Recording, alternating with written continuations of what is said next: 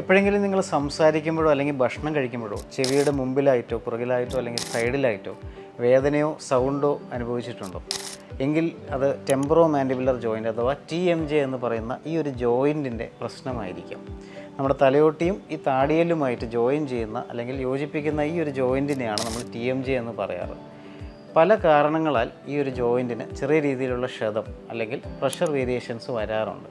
ചിലപ്പോൾ നമ്മൾ ഒരു സൈഡിലായിട്ട് കൂടുതൽ ചവയ്ക്കുന്നതുകൊണ്ടാവാം, ഈ സൈഡിലായിട്ട് കൂടുതലായിട്ടും പല്ല് കേടുണ്ടാവാം, അല്ലെങ്കിൽ ഒരു പല്ല് മിസ്സിങ് ആയിട്ടുണ്ടാവും, അല്ലെങ്കിൽ പുതുതായിട്ട് പല്ല് വരുന്നതാവാം. ഈ പല കാരണങ്ങൾ കാരണമാണ് നമ്മുടെ ഈ ഒരു ജോയിൻറ്റ് മാത്രം നമ്മൾ അമിതമായിട്ട് ഉപയോഗിക്കുകയും ആ ഒരു ജോയിൻറ്റിലേക്ക് കൂടുതൽ പ്രശ്നങ്ങൾ വരികയും ചെയ്യാം.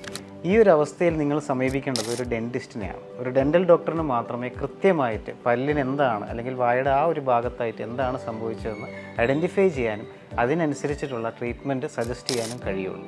അതിലൂടെ നിങ്ങളുടെ ഈ TMJക്കുള്ള വേദനയും സൗണ്ടും അല്ലെങ്കിൽ വാ തുറക്കുമ്പോഴുള്ള വെട്ടിത്തേയ്മാനവും ഒക്കെ കറക്റ്റായിട്ട് മാറ്റാൻ കഴിയും.